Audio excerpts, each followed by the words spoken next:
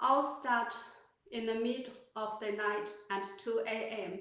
on April 13th, 2000. I suddenly heard loud bangs on the door of my house. Boom, boom, boom. Before I had time to figure out what had happened, a vicious-looking policeman was already in my room. He grabbed me forcefully and took me to the police station. Later, I asked, why? Why was I arrested while I was sleeping? And the police answered, because of your thoughts. Without any trial, I was then sent to a labor camp. I still remember the big sign at the Beijing female labor camp. It was like entering right into hell.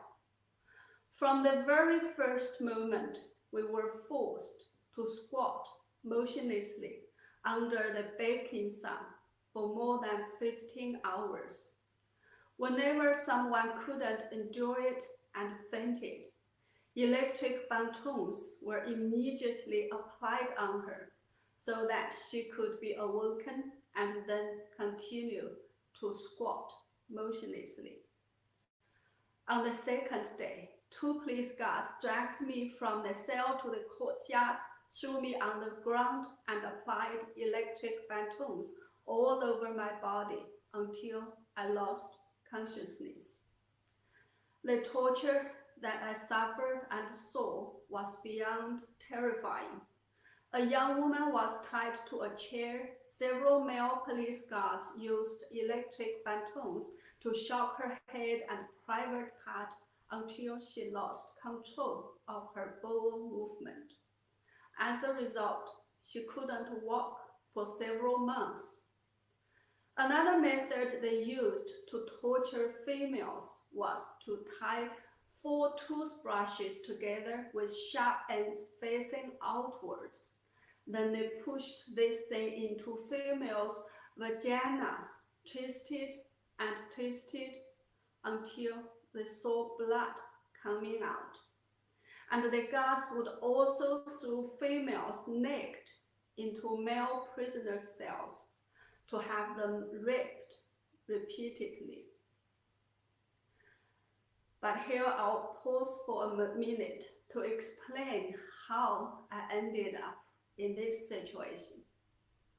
In 1987, when I was 21 and a student at Beijing University, I believed that the Chinese Communist Party was the savior of China and the only force that could create a new and better China.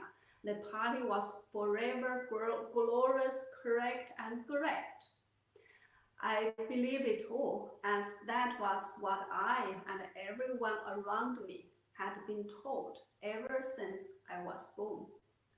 So I applied to join the party and was accepted, as I had always been very obedient and did well in my studies. In 1992, my daughter was born. I remember holding her in my arms and marveling at her beauty and perfection. It was the happiest moment in my life. Later on, I became pregnant again, and then, for the first time in my life, I met the other side of the party. In communist China, no one was allowed to have 2 children then. I was forced to do an abortion. I didn't want to, but had no choice. Because of the forced abortion and because of a medical accident I encountered during childbirth, I lost a lot of blood and was in critical condition twice. To make things worse, I caught hepatitis C through a blood transfusion, as they gave me contaminated blood. As a result, my health was totally ruined. I laid in a hospital for years without being able to work or to look at my daughter. I couldn't even witness her growth, as I was in a hospital alone, separated from her. July the 2nd, 1997 was a day that I will never forget. On that day, I received a set of Falun Gong books mailed to Beijing from my sister in my hometown. The books answered all my questions about life and inspired me so much that I decided to practice Falun Gong right away. Falun Gong involves living by 3 principles: truthfulness, compassion, and tolerance in one's daily life, and doing 5 sets of gentle exercises, including a meditation. After practicing Falun Gong for only 1 month, I found all my health problems had gone. I was full of energy, full of vitality and happiness. I had finally found the purpose for my life. I felt like a new person being reborn. Within 7 years since Falun Gong's first introduction to the public in 1992, it was estimated that 70 to 100 million people in China were practicing Falun Gong. Then, one day, suddenly things changed. The Chinese Communist Party, the CCP, could not accept the fact that people were believing in truth, compassion, and tolerance instead of the party, and that Falun Gong practitioners outnumbered CCP members.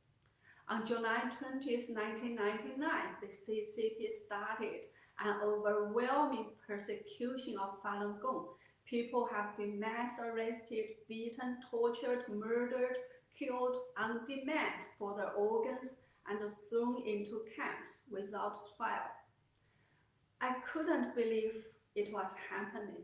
I couldn't believe the always great, always glorious, and always correct party could do something this evil.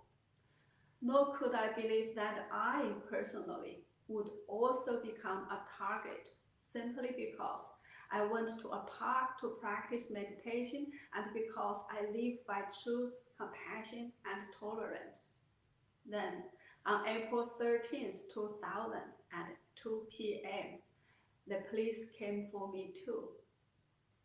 Maybe you are wondering, how can this be happening in this day and age?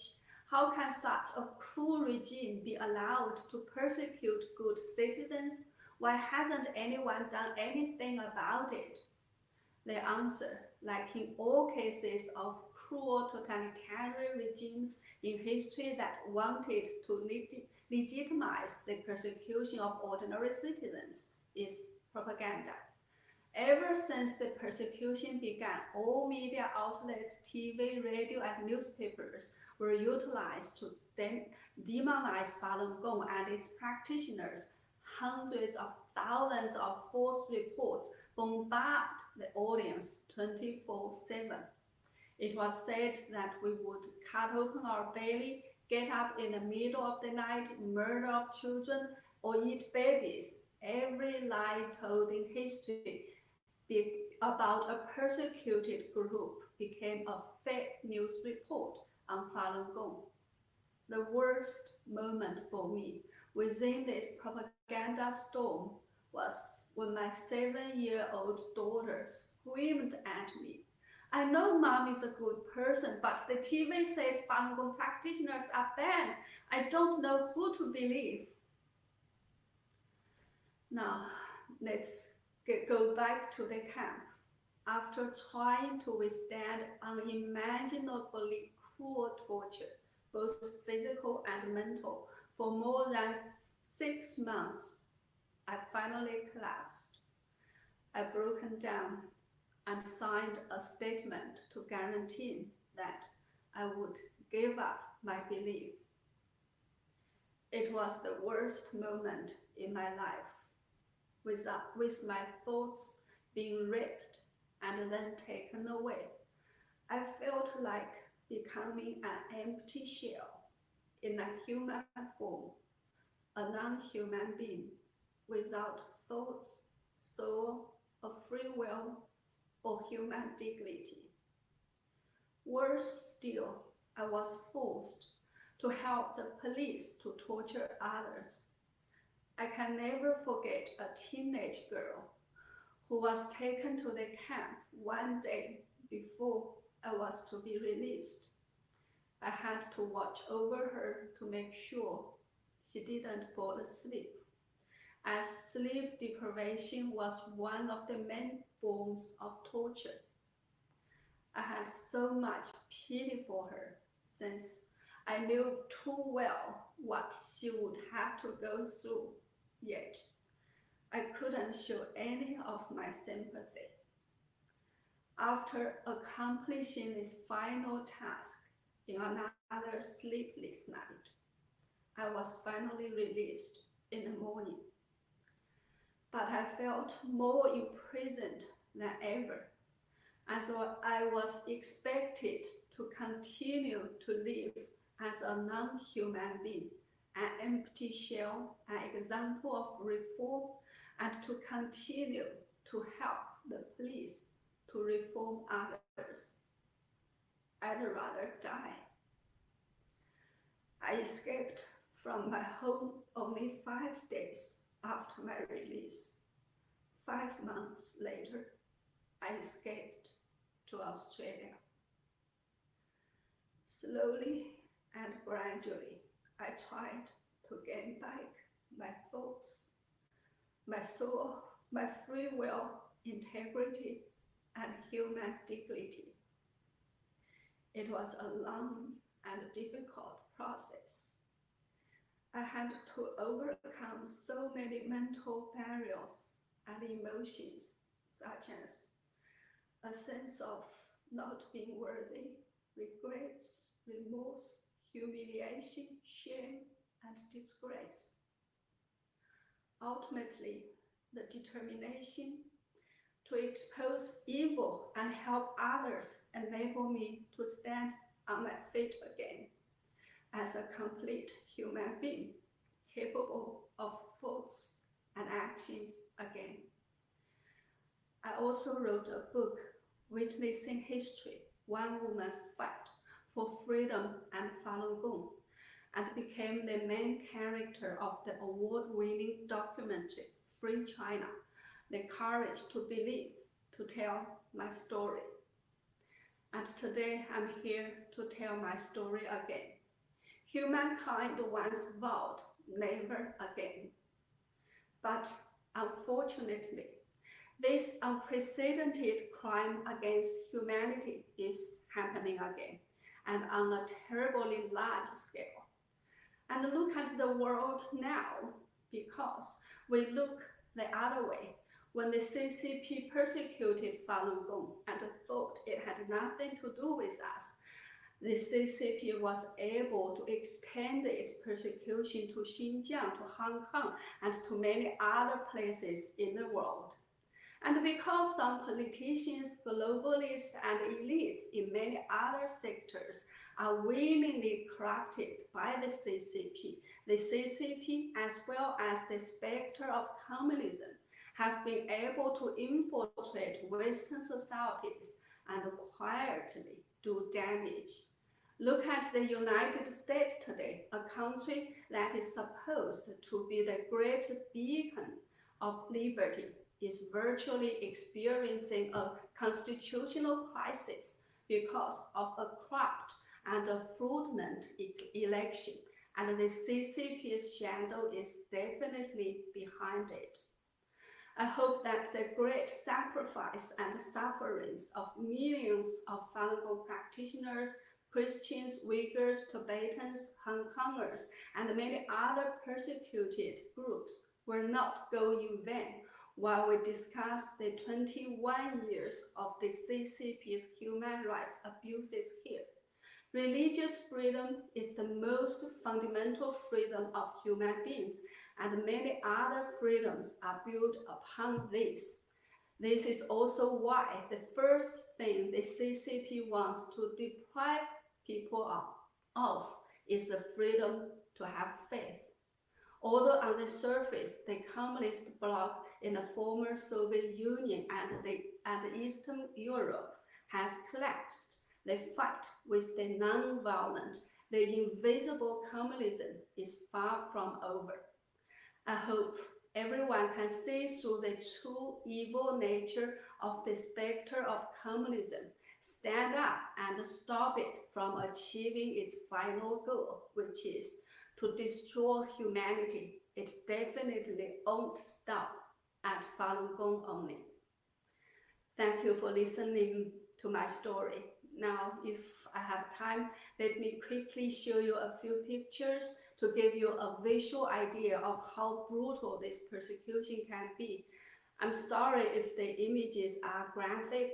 If we feel disturbed by them, remember, Falun Gong practitioners and other persecuted people, millions of them in China, are still living through this every single day. Let me see if I can bring up the presentation.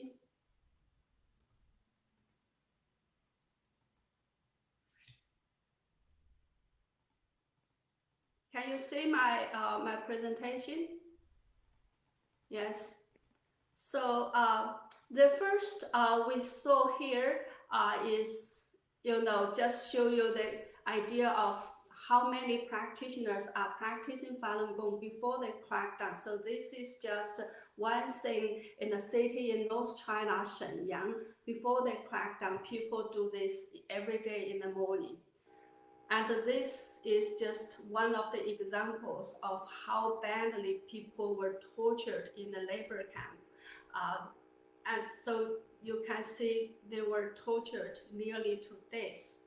This is another example of her name is Gao Rongrong. She was shot on her face, and these two pictures were taken secretly by Falun Gong practitioners, and who later risked their life to release the images to Minghui website. And Gao Rongrong was later tortured to death. So these are some of the other methods. All real person of police using extremely cruel torture measures to force Falun Gong to give up their beliefs. These are only some of the demonstrations, and all these people were a real person who were persecuted to this kind of condition during this persecution, and including us very small babies, like the host has already introduced. So these are two images in Ma Sanja labor camp, secretly shot inside the camp by a practitioner, and he was later given 1 more year in the camp because he tried to release these. These were taken during the Beijing Olympics. But Olympics was still granted to Beijing while these things are happening during that period of time. So these are the rabbits I was forced to make in the labor camp for the international company. I know, I'm sure many of you know the brand Nestle. We were forced to make 10,000 of this piece. Each piece needs more than 10 hours and more than 30 procedures to make. We received nothing. At the labor camp, only received 5 or 4 cents for one piece for more than 10 hours of labor. That's why the very, very cheap made in China products can flood the West, because all these were made with blood and tears by Falun Gong practitioners. So next time when you see cheap products made in China, remember they could come from the labor camps and made by tears and blood by the inmates like myself. So finally, thank you. And this are where you can find me. I have a YouTube channel called Inconvenient Truth by Jennifer Zeng, and I have also a website, jenniferzengblog1word.com, and you can also find me in all other major social media networks if you search for my name.